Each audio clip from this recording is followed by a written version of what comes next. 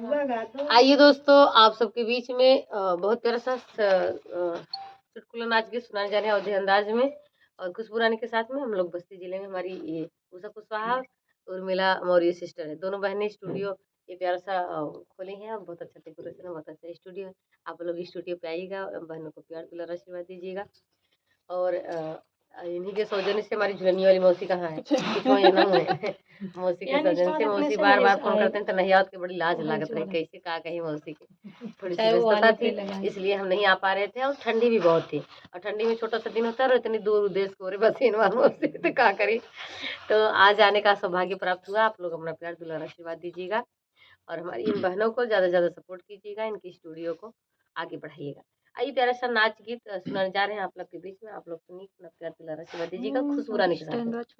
गैली हरी के खेत मेड़िया पर गैली सकेत, गैली हरी के खेत मेड़िया पर गैली सकेत, बिछिया मारी दिहल बिचुली अंगूरिया में, बिछिया मारी दिहल बिचुली अंगूरिया में, अंगूरिया में हो अंगूरिया में, राम अंगूरिया में, बिछिया मारी दिहल बिचुली अंगूरिया में, बिछिया मारी दिहल बिचुली अंगूरिया में। आइले बैदा झरवैया बैठे ससुर धरवैया, आइले बैदा झरवैया बैठे ससुर धरवैया, छच्छा काल करके रोवे मोर सजनवाना, छच्छा काल करके रोवे मोर सजनवा, सजनवाना हो सजनवाना, राम सजनवाना,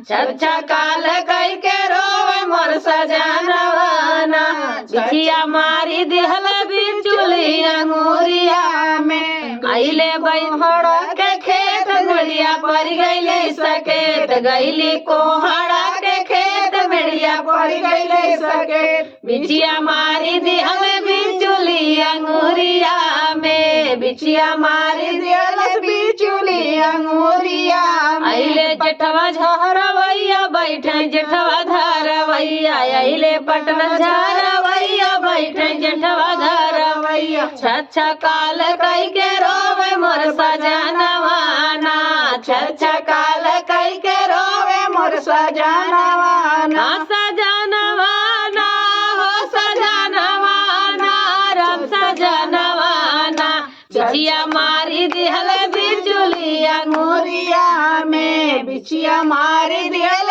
बिचुली अंगूरिया में। गैली नेनुआ के खेत मेड़िया पर गैले सकेत, गैली नेनुआ के खेत मेड़िया पर गैले सकेत, बिछिया मारी दिहल बिचुली अंगूरिया में, बिछिया मारी दिहल बिचुली अंगूरिया में। आइले बैदा झरवैया बैठे देवरा धरवैया, आइले बैदा झरवैया बैठे देवरा धरवैया, छच्छा काल कई के रोवे मोर सजनवाना, छच्छा काल कई के रोवे मोर सजनवाना।